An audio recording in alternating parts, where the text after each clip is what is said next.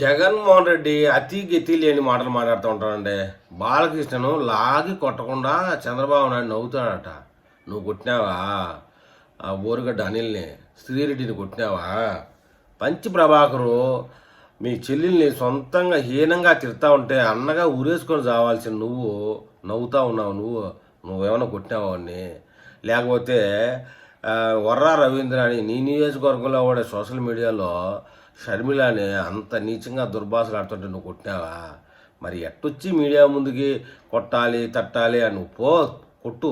బాలకృష్ణ చేతిలో గన్ను ఉంటుంది, already metal అని సర్టిఫికేట్ ఉంది, అందరికీ తెలిసిందే. మాకు ఒకప్పుడు మీ నాయన అడుగు చెప్తాడు, మెటల్ సర్టిఫికేట్ మీ నాయన హయాంలోనే వచ్చింది. ఆ తుపాకి తీసుకొని కాల్చకపోతే అప్పుడు అడుగు, నేను తెలుగుదేశం కార్యకర్త తప్పుకుంటా.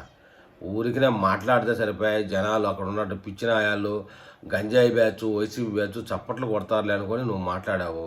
సరే, ఏం మాట్లాడావో అని పూర్తిగా తెలుసుకుందాం. ఇప్పుడు కూటమి నేతల మైండ్ సెట్ సరిగా లేనందునే రాష్ట్రంలో మహిళలకు భద్రత లేకుండా పోయిందటబ్బా.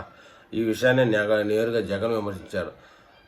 చంద్రబాబు నాయుడు పుత్రుడు లోకేష్ ఒక స్విమ్మింగ్ పూల్ పాతది, ఎప్పుడో అమెరికాలో చదువుకున్నప్పుడుది తిప్పుతానే ఉన్నారు సోషల్ మీడియాలో. తాగుతూ అమ్మాయిలతో డ్యాన్స్ చేసినట్ట. ఆ తాగే గలాసులు ఈయనే మందు పోసినట్టు. అమ్మాయి కనిపిస్తే ముద్దు పెట్టాలి లేదా కడుపు చేయాలి అని బాలకృష్ణ అన్నాడంట. అలాంటివి మాట్లాడితే లాగి కొట్టకుండా చంద్రబాబు నాయుడు ఆహాహా నవ్వుతాడంట. పైగా చిన్నప్పుడు ఇంకా ఇంతకంటే ఎక్కువ చేశానంటాడట అని ఒంగోలు నేతల మీటింగ్లో జగన్ ధ్వజమిచ్చినాము. మరి హిందూపురం ఎంపీని ఇది చూపిస్తే ఇంత పొడుగుది ఎందుకు కొట్టలే నువ్వు?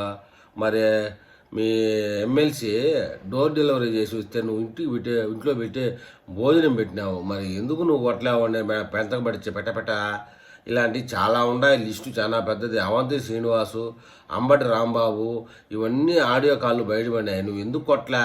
అందరినీ నువ్వు సన్మానం చేసినావు, శాలువా కప్పినావు.